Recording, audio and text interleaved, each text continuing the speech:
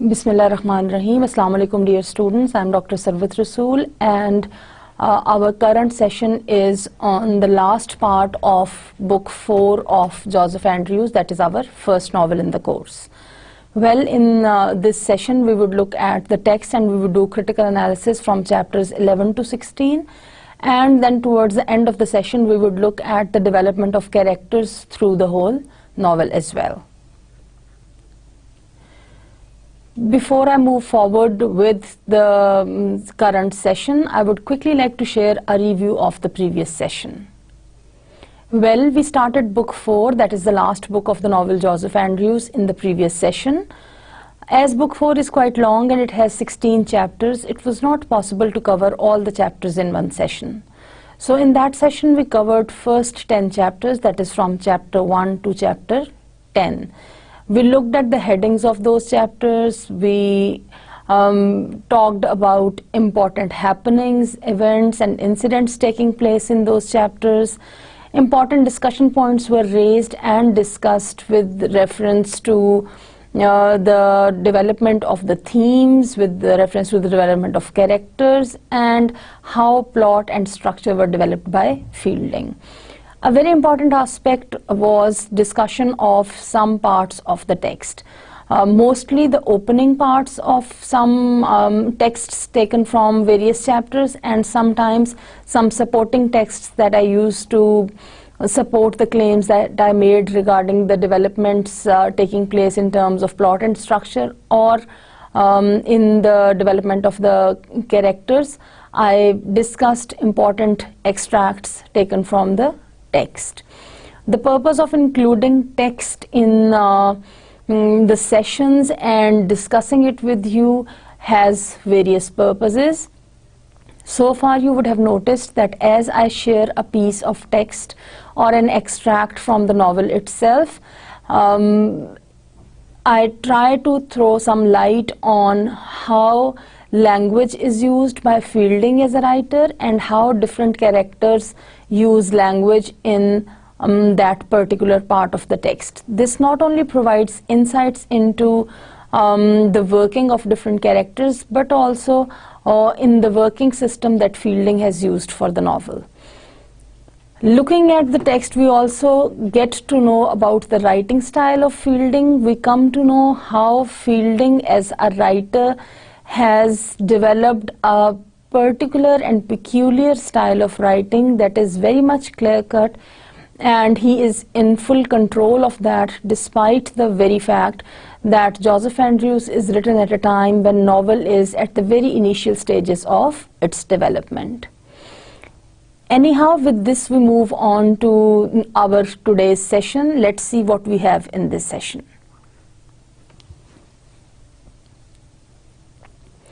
Well, the current session is again based on book 4, and in this session we will cover last 6 chapters of book 4. These are from 11 to 16 chapters. Again, we would look at the headings of these chapters because they provide some pre-hand knowledge about the chapters. We would look at the happenings that take place in these chapters. Important discussion points and important parts of text would be discussed. Again, since we are moving towards the closing of the novel, I would like to look at the parts of the text with you in a way that would help us lead towards drawing some conclusions on the development of certain characters, as well as on the development of plot and structure to support the themes. Before we would close today's session, we would spend some time reviewing the development of different characters, how through the novel they as human beings, they as human characters, they have developed, and how Fielding has gradually, slowly, systematically, but in a very meaningful way presented to their complete portraits to us as readers.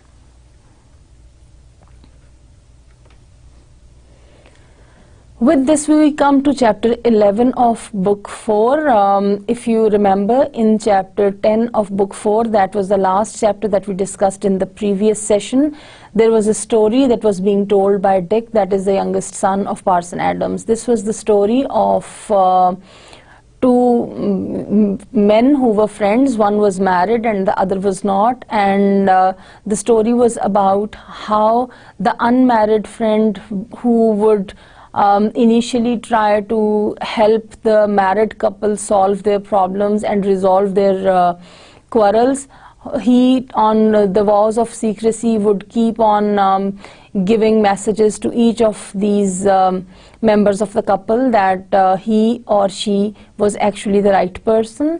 The story also told how it was discovered and what was the reaction, that the couple became united against the friend. Well, here is the opening text of chapter 11 of book 4. The text goes like this. Joseph Andrews had borne with great uneasiness the impertinence of Beau Dapper to Fanny, who had been talking pretty freely to her and offering her settlements. Well, dear students, if you remember that Lady Booby had plans against Fanny, and in order to separate Fanny from Joseph, she took this Beau to Parson Adams' house. Now, working on the plans that this Beau and Lady Booby have, the Beau Dapper, he started flirting with Fanny. So he was talking to her in a pretty freely way, as we are told by Fielding. But the respect to the company had restrained him, that is Joseph, from interfering, whilst the Beau confined himself to the use of his tongue only. But the said Beau, watching an opportunity whilst the lady's eyes were disposed another way, offered a rudeness to her with his hands, which Joseph no sooner perceived than he presented him with so sound a box on the ear that it conveyed him several paces from where he stood. So when he tried to cross the limits, Joseph noticed that, and he attacked on him, and he boxed him on the ear, throwing him off. The ladies immediately screamed out, rose from their chairs, and the Beau, as soon as he recovered himself, drew his hanger, which Adams, observing, snatched up to the lid of a spot in his left hand, and covering himself with it as with a shield, without any weapon of offence in his other hand, stepped before Joseph. This stepped is stepped actually, but this is Old English, and exposed himself to the enraged Beau, who threatened such perdition and destruction that if it frightened the women, who were all got in a huddle together, out of their wits, even to hear his denunciations of vengeance. Joseph was of a different complexion, and begged Adams to let his rival come on, for he had a good cudgel in his hand and did not fear him. Fanny now fainted into Mrs. Adams' arms, and the whole room was in confusion. Well, this opening text of chapter 11 provides us some interesting insights. Number 1, Lady Booby and the Beau are working on their plans. Number 2, Joseph Andrews tries to be patient, and he respects the company, so he does not interfere with all the very free kind of conversations that the Beau has with Fanny, but as soon as he crosses the limits, he tries to do that, Joseph Andrews attacks on him. This box that he gives on his ear, it makes him fall down, and everybody is, especially the women, they start crying, and they are very much disturbed by this. The Beau stands up, he threatens Joseph Andrews, and at this moment we notice a few important things. Number 1, Parson Adams, with all his goodness of heart and with all his physical valor and courage, that is one of his important characteristics, again comes to help. Using the lid of a pot as a weapon and holding it as a shield without any other thing to use as a weapon of offense, we find him standing like a hero, like an epic hero, to defend Joseph. And in the background, where all the women are frightened, we see that not only he but also Joseph Andrews, he stands there with all the manly courage. And Joseph asks Adams to let him fight against the Beau. In this whole situation, Fanny, being a young, soft-hearted woman, cannot bear all this, and she faints into the arms of Mrs. Adams.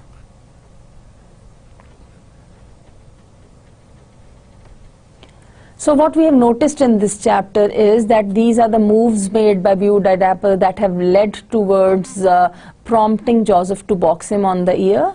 Joseph himself did not do that. He did not start anything. It was just a reaction to what the Beau did.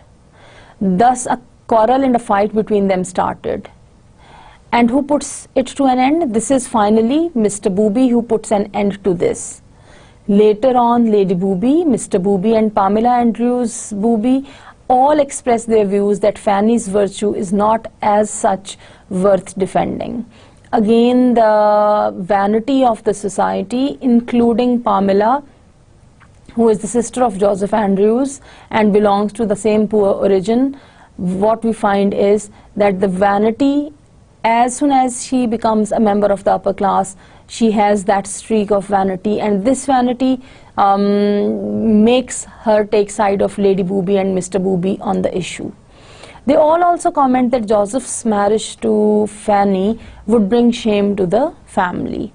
So the class distinctions, the concerns of class with reference to marriage all emerge as important themes once again.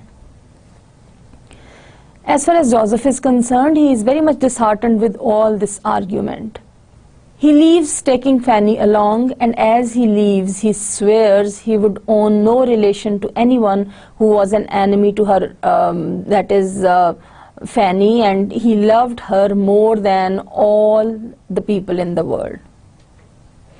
After all the visitors had left, Mrs. Adams and their eldest daughter scold the clergyman for advocating for the young couple.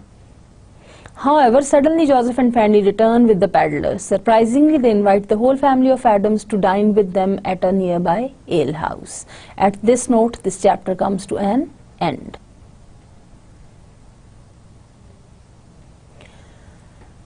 Well, dear students, here is another extract that I have included from this book. You already have come across some parts of the text in the previous session that were taken from this book.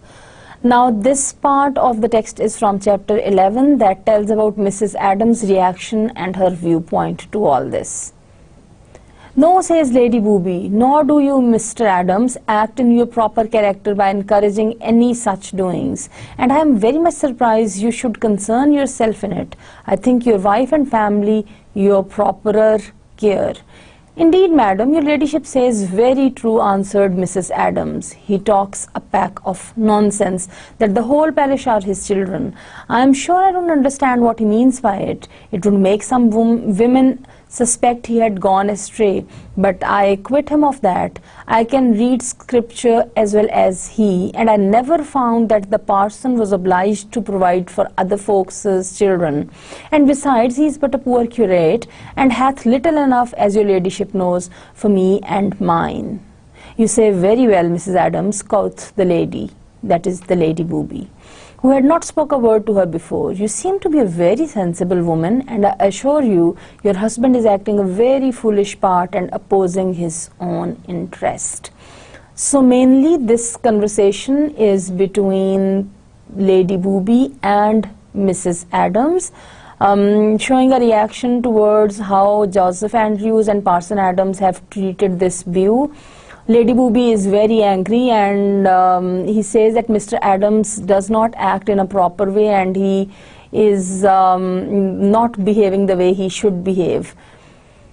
She also says that she is surprised that he should be concerned about his family and his wife and not intrude into the matters of others. Now what we notice about Mrs. Adams is that, like before, again she is far more prudent than Adams in looking at her personal and worldly benefits. And what she says to Lady Booby in response to all this is that Parson Adams always talks a pack of nonsense. She takes side of Lady Booby, and she says that she has read the scripture herself and she can read it as Parson Adams can read it, and she knows that there is not a single word in the scripture, in the holy book, about Parson's responsibility towards his folk as his children. And Lady Booby is very much pleased by what Mrs. Adams says. Hitherto, she has not paid any attention as such to Mrs. Adams. She, with all her vanity and affectation, has not considered her of enough worth to be given attention to. But now suddenly she is very much pleased, and she says, "You say very well, Mrs. Adams. You seem to be a very sensible woman." And then she points out that Parson Adams is acting a very foolish part and opposing his own interest. In saying so, actually she is indirectly again threatening Parson Adams. This also helps us recall as readers that before in the previous chapters we have seen how Lady Booby tried to stop him from publishing the bans of the marriage of Joseph Andrews and Fanny, and in doing so how she did not hesitate from threatening Parson Adams as such, with the threat that he would be removed from his job. With this exhibition of power and authority on the part of Lady Booby and Mrs. Adams taking sides of Lady Booby for very selfish purposes, Fielding takes us to the next chapter, that is chapter 12 of book 4. As far as chapter 12 is concerned, again like all the other chapters, it has a heading, and the heading says, "Where the good-natured reader will see something which will give him no great pleasure." As readers, maybe what we can suspect at this time point is that something going to be presented by Fielding as a moralist is what we are going to come across in this chapter, and maybe it would not be very pleasant for us to read about that. Anyhow, these are the happenings of chapter 12 that take place in this part of the book. It turns out so that the paddler has been researching the Booby family and has discovered that Sir Thomas bought Fanny from a travelling woman when Fanny was 3 or 4 years of age. After the dinner at the alehouse, he offers to reveal to Fanny who her parents are. He tells a story of having been a drummer with an Irish regiment and coming upon a woman who thereafter lived with him as his mistress. The woman died of a fever, but on her deathbed she confessed having stolen and sold a child during a time when she was travelling with a band of gypsies. Now the buyer was Sir Thomas, and the original parents were a couple named Andrews who lived about 30 miles from the squire. Everyone reacts strongly to this information. Mr. Adams falls on his knees and gives thanks that this discovery had been made before the dreadful sin of incest was committed.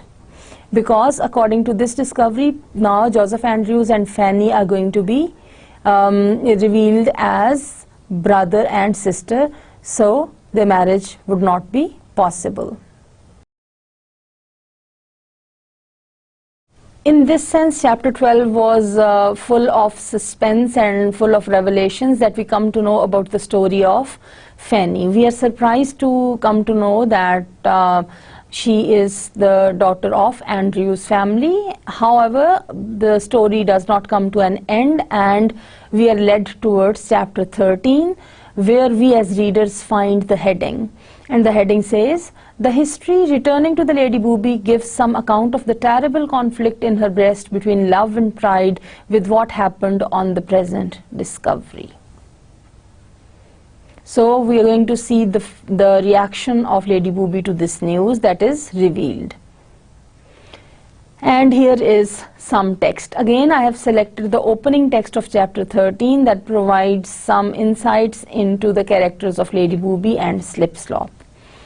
"The lady sat down with her company to dinner, but eat nothing. As soon as her cloth was removed, she whispered Pamela that she was taken a little ill, and desired her to entertain her husband and beau de dapper. She then went up into her chamber, sent for Slipslop, threw herself on the bed in the agonies of love, rage, and despair. Nor could she conceal these boiling passions longer without bursting. Slipslop now approached her bed and asked how her ladyship did. But instead of revealing her disorder as she intended, she entered into a long encomium on the beauty and virtues of Joseph Andrews, ending at last with expressing her concern that so much tenderness should be thrown away on so despicable an object as Fanny. Slipslop, well knowing how to humour her mistress's frenzy, proceeded to repeat with exaggeration, if possible, all her mistress had said, and concluded with a wish that Joseph had been a gentleman, and that she could see her lady in the arms of such a husband.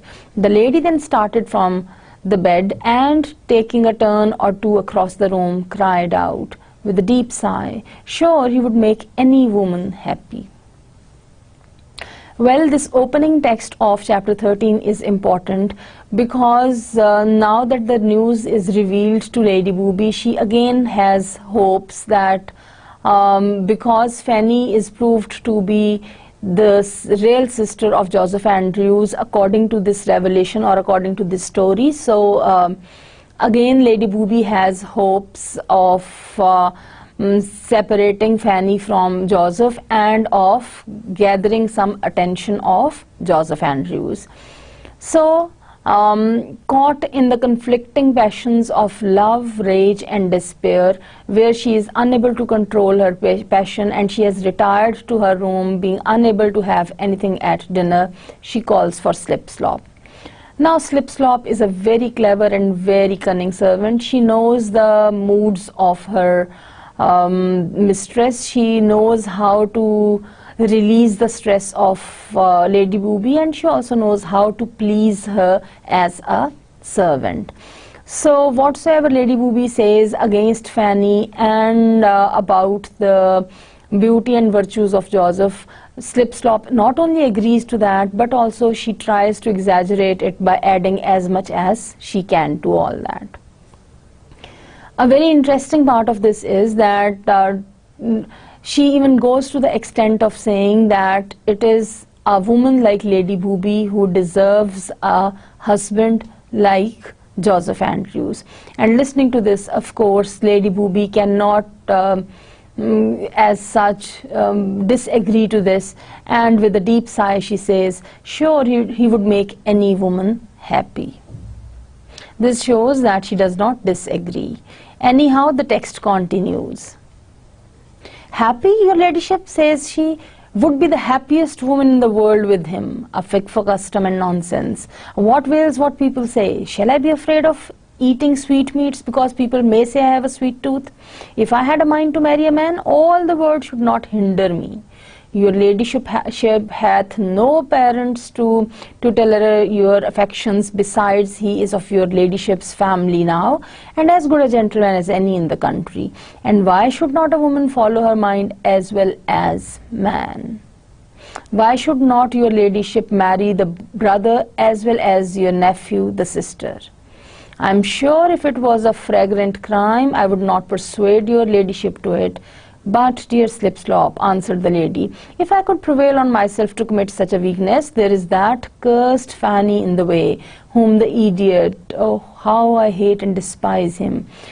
She, a little ugly menace, cries Slipslop, leave her to me.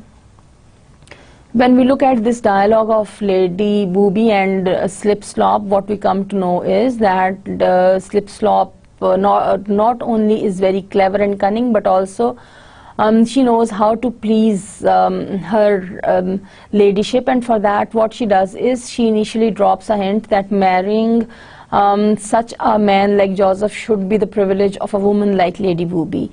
And when she notices that Lady Booby does not disagree to that, this encourages Slipslop to say more personal things, and what she says is that one should not pay attention to the customs or to the societal norms.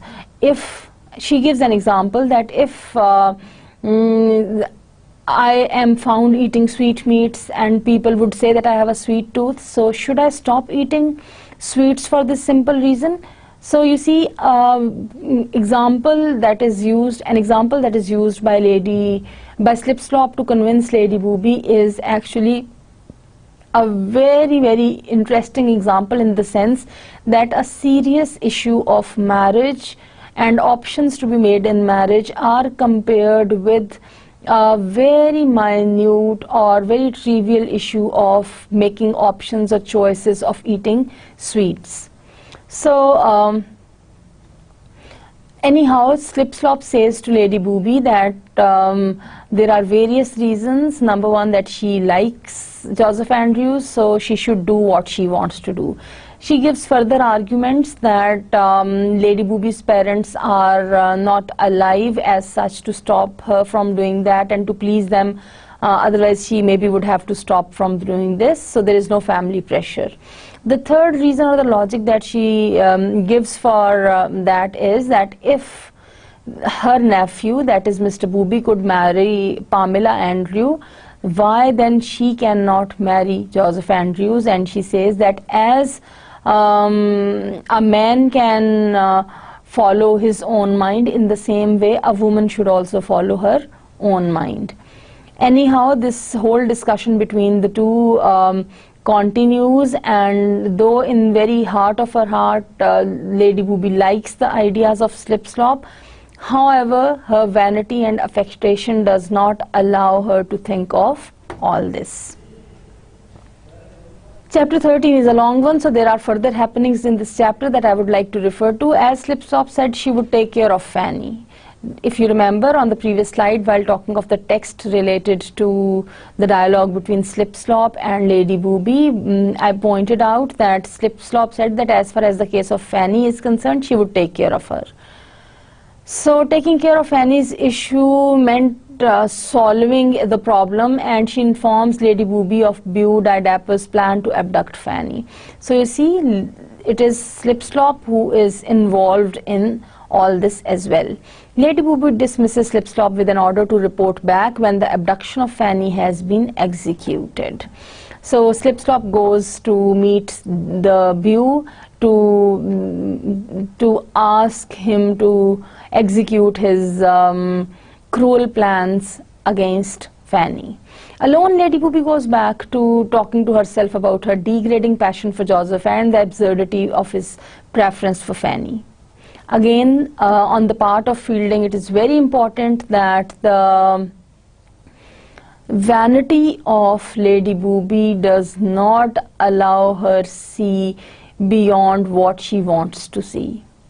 And when Fielding as a writer, as a moralist and as a satirist points out that Lady Booby talks to herself wondering on the absurdity of Joseph's preference for Fanny, actually Lady Booby is unable to understand the very idea that Fanny can be preferred over her or that Fanny can be better than her in certain ways.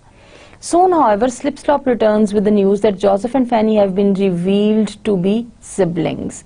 Now at this news, Lady Booby rushes off to tell Pamela, who disbelieves the report because she has never heard that her parents had any children other than herself and Joseph. Lady Booby summons Joseph. Now when Joseph, Fanny and the peddler are called to the hall by Lady Booby, the peddler is asked to repeat the story and he tells the story again. Mr. Booby persuades everyone to withhold judgment on the story until the next day when Mr. and Mrs. Andrews will arrive to meet their daughter and son-in-law.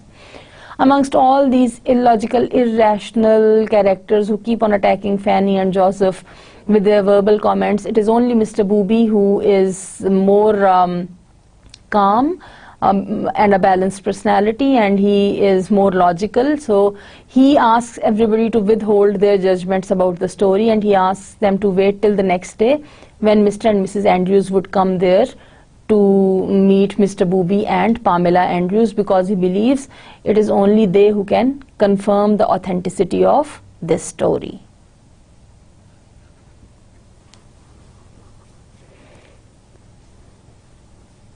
This leads us to chapter 14 of book 4, and the heading of this chapter is containing several curious night adventures in which Mr. Adams fell into many hair-breadth escapes, partly owing to his goodness and partly to his inadvertency. So let's see what happens. I would say that this chapter has a lot of humor and Actually, comedy is created through the actions that are because of the forgetfulness of and because of the oversimplicity of Parson Adams. Late at night, Beau the Dapper goes off in search of the sleeping Fanny and incidentally jumps into bed with Slipslop, who takes the view to be Joseph.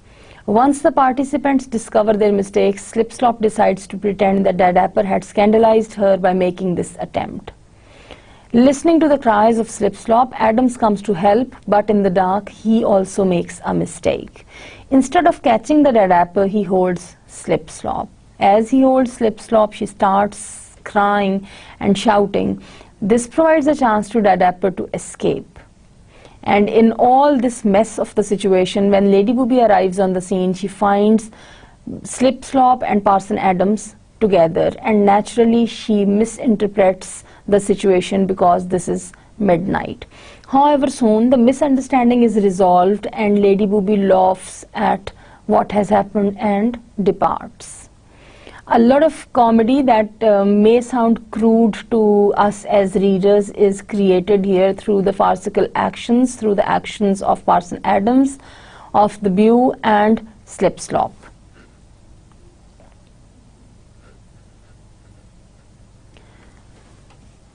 Continuing on chapter 14 of this book, I would say that here Mr. Adams' absent-mindedness creates another situation. Now that he comes back from Slipslop's room to his own room, he takes a wrong turn on his way, and the result is that he enters Fanny's room. She does not wake up because she is in deep sleep and does not notice that Adams sleeps on her bed. So she and the clergyman slept there innocently until morning. Now in the morning, when Joseph enters into the room at dawn time, both Adams and Fanny wake up, and they are equally surprised to see each other. Joseph for a moment is very angry at the clergyman, but Adams explains the events of the night before. Now Joseph, who, as he understands the events of the night and as he also knows Parson Adams and his forgetfulness and his absent-mindedness, he understands the whole situation and he concludes that Adams simply turned right instead of left, thus entering into Fanny's room. He then anyhow leads Mr. Adams back to his room.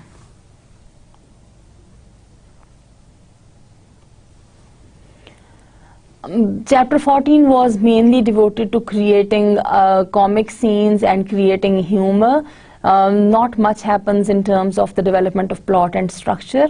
However, with this we move to chapter 15, where there are some important developments with reference to the plot and structure of the novel. The arrival of Gaffer and Gammer Andrews with another person not much expected, and a perfect solution of the difficulties raised by the peddler. So here what I would say, commenting on this heading, is that the reader who might be tense to come to know that Fanny and Joseph Andrew, according to the story of the peddler, proved to be real brother and sister. Fielding, as a very masterly writer, has dropped a clue for the keen reader at the very outset of this chapter in the heading by saying that a perfect solution of the difficulties raised by the peddler. So we can anticipate here that in this chapter the problem would be solved, and maybe something yet has not been discovered that would be revealed in this chapter, and maybe it would be proved that Fanny and Joseph are not brother and sister.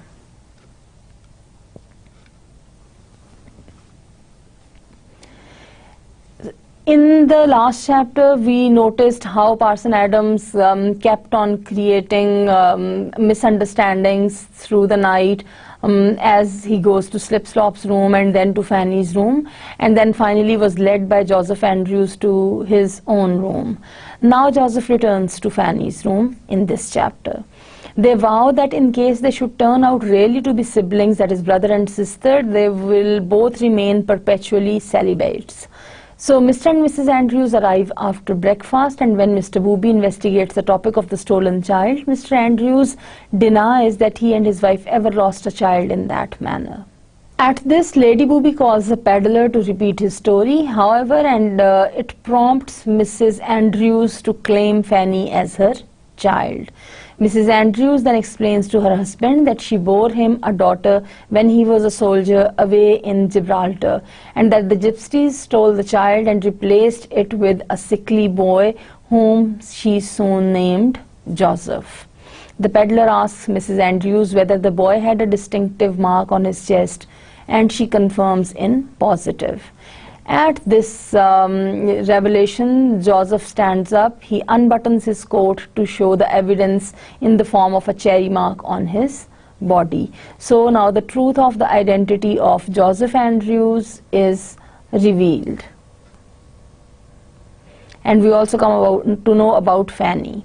When this birthmark is referred to, Mr. Adams begins to remember his conversation with Wilson. But the peddler makes the crucial connection, assuring Joseph that his parents were persons of much greater circumstances than those he had hitherto mistaken for such. As it happens that Providence always plays a very important role in stories and in fiction, so by a stroke of chance, Wilson also has just arrived at the gates of Booby Hall for his promised visit to the parish. If you remember the previous chapters and books, you might recall that Wilson, who met Parson Adams and Joseph and Fanny on the way, had promised Parson Adams that he would pay them a visit. Anyhow, a servant apprises him of the connection that has just been discovered. Now, a servant tells him the whole story, and Wilson hastens to the room to embrace Joseph, his long-lost son. Joseph, after things have been explained to him and clarified, falls at the feet of his father and begs his blessing. So in this chapter we see that quickly Fielding as a writer brings all the strands together. The missing identities are explored, found, fixed, and the story is taken towards a neat and clear ending. This leads to chapter 16, that is the last chapter of book 4, and that is also the last chapter of the whole novel. Fielding, as you have already noticed, has started bringing the strands together within the couple of last chapters. He is neatly giving a perfect ending to the story. So the heading of this chapter says, being the last in which this true history is brought to a happy conclusion. Again, the reader is told that the conclusion is going to be a happy one. So with the anticipation of a happy conclusion, we can read the last chapter. Here I have selected some parts from the last chapter to share with you.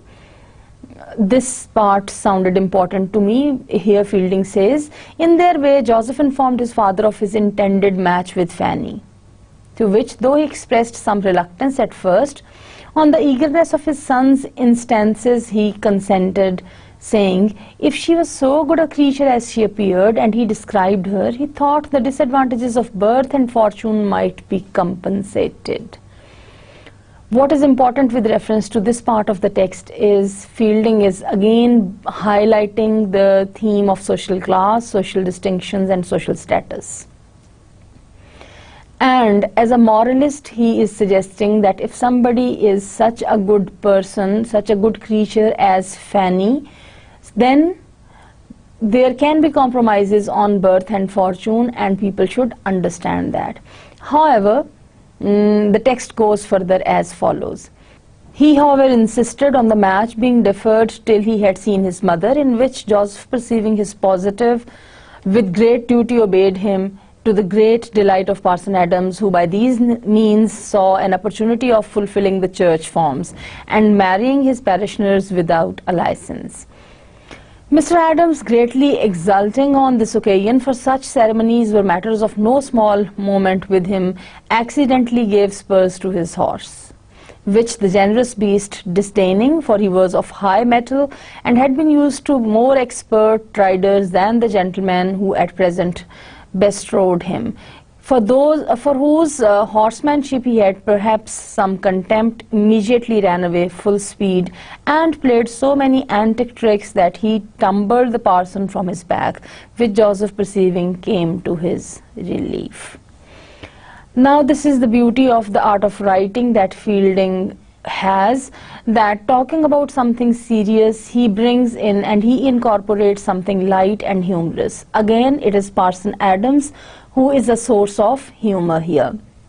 Being extremely happy on the news of the marriage of Joseph and Fanny, he accidentally gave spurs to his horse. The result is that the horse, who is very used to more expert riders, you see starts running at a very fast speed and plays so many antic tricks, according to Fielding, that finally he drops Parson Adams from his back. And again, in this situation where Parson Adams is caught up because of his funny habits, it is Parson Adams who comes to help him and to provide him a relief. Anyhow, this chapter continues. Mr. Booby invites everyone to accompany him and Pamela to their country home. Since Lady Booby is now too bitter over the loss of Joseph to allow them to stay there or to be entertained, so it is only Mr. Booby's who offers in this situation. They all comply, and during the ride Joseph arranges with Wilson that he and Fanny will marry after Mrs. Wilson is with them. Everyone arrives safely and Saturday night brings Mrs. Wilson. Soon the happy day arrives and Fielding describes the wardrobe and wedding arrangements in some detail. Of course, what we are told is that Joseph Andrews looks very handsome and Fanny looks very pretty. Both Joseph and Fanny are extremely happy to be the life companions of each other. Soon the Wilsons return home with the newlyweds, and of course Joseph and Fanny go with them. Mr. Booby awards Fanny a fortune of 2,000, with which Joseph purchases a small estate near his father's. He and Fanny live there happily. Mr. Booby also awards Mr. Adams a living of 130 per year and makes the peddler an exciseman. Quickly, everything is being sorted out and fixed by Fielding as a writer. Every character is placed in the right, perfect place. The happy couple is settled financially as well. Parson Adams is also given a living that helps him get settled in life. Peddler, for his good acts, is made an exciseman. So every character gets reward for what he or she does. As far as Lady Booby is concerned, she returns to London, where card games and a young soldier allow her to forget Joseph. So Lady Booby remains Lady Booby. She does not change. She goes back to London, indulges in the same kind of activities, the card games, the incidents, events, happenings that are all the sources of vanity and affectation. She indulges in all them, and again she is involved with some young soldier, and thus she forgets about Joseph. This is where the novel comes to an end. But before we really close it, I would like to share the closing text of the novel. Fielding writes, Mr. Booby hath presented Mr. Adams with a living of £130 a year. He at first refused it, resolving not to quit his parishioners with whom he had lived so long.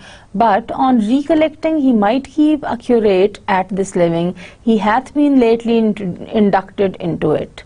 The peddler, besides several handsome presents, both from Mr. Wilson and Mr. Booby, is by the latter's interest made an exciseman, a trust which he discharges with such justice that he is greatly beloved in his neighbourhood. As for the Lady Booby, she returned to London in a few days, where a young captain of dragoons, together with eternal parties at cards, soon obliterated the memory of Joseph. Joseph remains blessed with his Fanny, whom he dotes on with the utmost tenderness, which is all returned on her side. The happiness of this couple is a perpetual fountain of pleasure to their fond parents, and what is particularly remarkable, he declares he will imitate them in their retirement, nor will be prevailed on by any booksellers or their authors to make his appearance in high life. The novel comes to an end with the note where the young happy couple is not only well settled and very happy about life, but also we are told that in the end, supporting Fielding's claims of and his belief that country life is the best, we notice that Joseph also makes claims that he would live a life like his father and his mother. There are some critical points of discussion so far that I would like to share with you. Fielding's great theme of appearance versus reality dominates the last chapters of the novel, obtruding itself in a couple of spectacular plot developments as well. The climatic sequence in which both Joseph and Fanny turn out to have been involved in separate but linked gypsy changeling incidents is of course the most consequential deployment of the theme in the entire novel. So fate plays its role, providence is always there to support when there is a situation that cannot be helped out otherwise, and we come to know that they had the same kind of life history where they were stolen by gypsies when they were very young. Adams remains to be a source of humor in these chapters throughout. His forgetfulness and absent-mindedness leads him to such situations that might have been of serious consequences, but it is because of his goodness that at the end of the day again he is saved. Dear students, now that we have finished the novel, it would be a good idea to look at the plot from some critical points of discussion. Fielding is a master of plot construction. This mastery is shown in Joseph Andrews, despite the very fact that novel as a genre in English is still at its initial stages of development. When Joseph Andrews is written, we can see the firm grip of Fielding on the novel. He keeps suspense and releases as much information as is required at each stage of the plot. The comedy of appearance and reality reaches its climax with the revelations of the respective origins of Joseph and Fanny. Not only do the two lovers turn out to be other than they were thought to be, but in terms of plot development and the main structure, it is a reversal of the perceptions and expectations. To the former point, it is interested to reread the novel in the knowledge of Joseph's real parentage. And if we go back to the text, at the very outset, such details as the precise wording of Fielding's introduction of the hero, we can notice that he says, Joseph Andrews was esteemed to be the only son of Gaffer and Gammer Andrews. It shows the novelist keeping up the fiction but being careful to say nothing he will have to contradict later. Again, some romance conventions are followed, and if you remember the chapter where Wilson mentioned the kidnapping of his eldest son and the son's convenient identifying birthmark, Fielding as a tactful writer creates a situation where Joseph is sleeping and he does not come to know about this whole part of the story. Otherwise, the true identity of Joseph would have been revealed at that stage. So Fielding masterly arranges things in such a way that the reader may get clues, but everything is not revealed to the reader. Other markers have been present all along the story. As in fairy tales, a fair complexion is an index of gentility, and Betty, the chambermaid, once argued for Joseph's high birth on the basis of his white skin. So maybe at the very beginning, the keen readers could notice these clues that were dropped about the high birth of Joseph Andrews. However, it is only towards the end of the story that the reality is revealed, that he belongs to an upper class society. With respect to the final movement of the plot, the revelation of Fanny's having been born to Mr. and Mrs. Andrews initially makes it seem that in addition to battling Lady Booby, the lovers have to who fight the providence as well, and they would have lost the support of fate. This tension, however, is soon resolved, and the discovery of Fanny's parentage leads to the discovery of Joseph's parentage, and both these discoveries ultimately contribute to the happiness and prosperity of the lovers. This drastic reversal, which owes much to the plots of such classical dramatists as Mr. Adams' beloved Aeschylus, enhances the impact of the lovers' eventual bliss by making it seem a stroke of luck. So dear students, these were important points with reference to the development of the plot. However, now that we are concluding the novel Joseph Andrews, we are in a better position to look back at the characters and to notice their development through the novel. I have picked a few important characters which include Joseph Andrews, Parson Adams, Fanny, Lady Booby and Slipslop, and we would just have a quick look at how they have developed through the novel.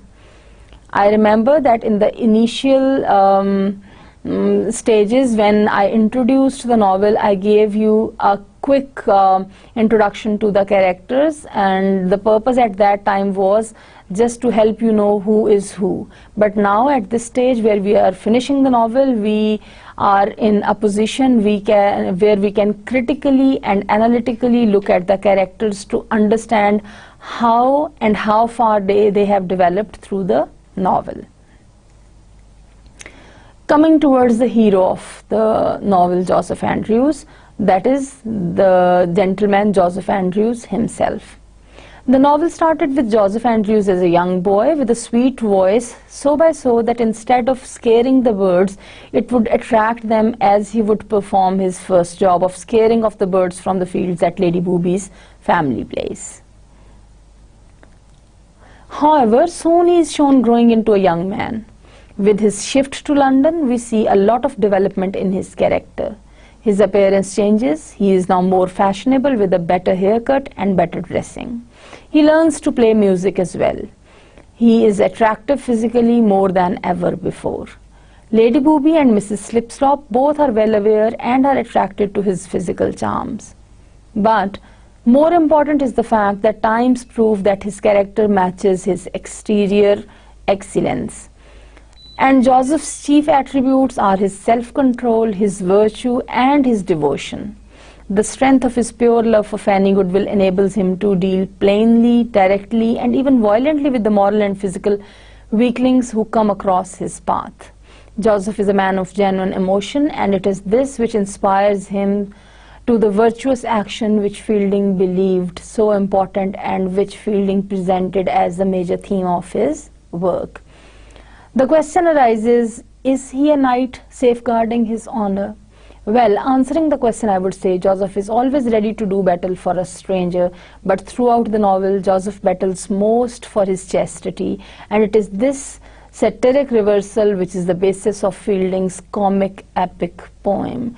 Yes, maybe he is a knight, but he is the hero of a comic epic poem that is written in prose, as Joseph Andrews' creator, that is Fielding, the author of the novel, asserted and claimed at the very outset of the novel.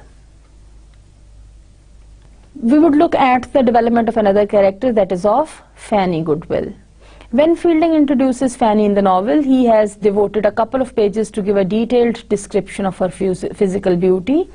If you remember, I shared with you some parts of the text that were about her perfect beauty, and her chestnut hair, beautiful wide eyes, perfect figure all add to her appearance. And Fielding says that even the blemishes that could have destroyed somebody else's beauty do not harm her physical charm. Rather, they add to her personality. Thus, the slightly tanned complexion and even the chickenpox mark on her chin contribute to her attraction. As with Joseph, Fanny's outward beauty is matched by her inner qualities. She has sensibility, sweetness and gentility. She is the perfect object for Joseph's love, and the way in which she immediately takes to the road in search of Joseph after hearing of his plight proves that she too equally loves Joseph as does he. Yet she also possesses a deep sense of modesty, and in all honesty, one must admit that Fanny is a little too perfect. We all the time notice her safeguarding her virtue and her chastity. Throughout the novel, we see that she protects her chastity and represents a true Christian girl who believes in moral values. Both she and Joseph Andrews, obeying what Parson Adams says, they delay their marriage and thus also again prove to be believing in the Christian values. But a part of her charm is in the way Fielding uses her in his comic contrasts. Whether we are seeing Mrs. Slipslop forgetting the name of this impertinent girl, or Lady Booby being jealous by the mention of Fanny's beauty, the emphasis is on Fielding's satire of hypocrisy and of course of affectation, for which he uses Fanny as a means. The next important character, my dear students, that we need to look at is of Lady Booby. Well, when it comes to the development of characters, we as readers may be surprised that there is very little development in her character. Lady Booby is a complete opposite of Joseph and Fanny, whereas both of them are representatives, I'm sorry, this is a typo error, whereas both of them are representatives of virtue, who find Lady Booby as an incarnation of lust, hypocrisy, affectation, and a lot of other such negative impacts. I have put a lot of dots here that show so many negativities of her personality. She is a representative of the city life. She is cunning, clever, and self-centered. She knows how to use her power and how to manipulate things to achieve her ends. Throughout the novel, Lady Booby's reason and her passion are at odds. She is clearly the agent of Fielding's comic plan. Her mental muddle works against the resolution towards which he is drawing his characters. Her selfishness denies the love on which this resolution is based, and her concern for her reputation exile her from the novel's happy ending. Yes, this is again very important with reference to Fielding's themes and their relation to the characters. Themes of appearance and reality, themes of hypocrisy, vanity, and affectation, for which both of these work as sources. When we relate these to the characters, what we notice is that it is only Lady Booby's character that remains unchanged. Same level of vanity, same level of hypocrisy and affectation, same level of corruption still she has. The natural result is that towards the end of the novel, she is denied any happy part in the ending. Yet the energy and vividness with which Lady Booby is portrayed in her turmoils prevent us from seeing her as our supreme villainess as such. This takes us towards another important female character, that is of Mrs. Slipslop. At the beginning of chapter 5, book 1, Fielding points out that he often uses Slipslop as a foil to her mistress, Lady Booby. By making them both fall for Joseph, Fielding can point out the different operations of this passion of love in the gentle and cultivated mind of Lady Booby from those which it affected in the less polished disposition of Mrs. Slipslop. Slipslop is a foil and also a coarse echo of Lady Booby. She is vain and proud, and thus a mighty affecter of hard words towards those whom she considers her inferiors, such as Mrs. Graveairs and Fanny Goodwill. And there are some other important things about Slipslop: her life, lifestyle, her language choices, her role as a servant. Everywhere we find her to be very, very self-centered, and what we find is she's overconfident in the choices of language. She is cruel towards people, and she is very, very hard-hearted in the sense that for selfish purposes she would mold things. She knows how to win the heart of Lady Booby and how to manipulate things. Yet there are also crucial differences between Slipslop and her mistress, Lady Booby. Slipslop is ridiculous in a warm way. She makes us laugh. Well, I leave it to you to think about what else do you remember about her.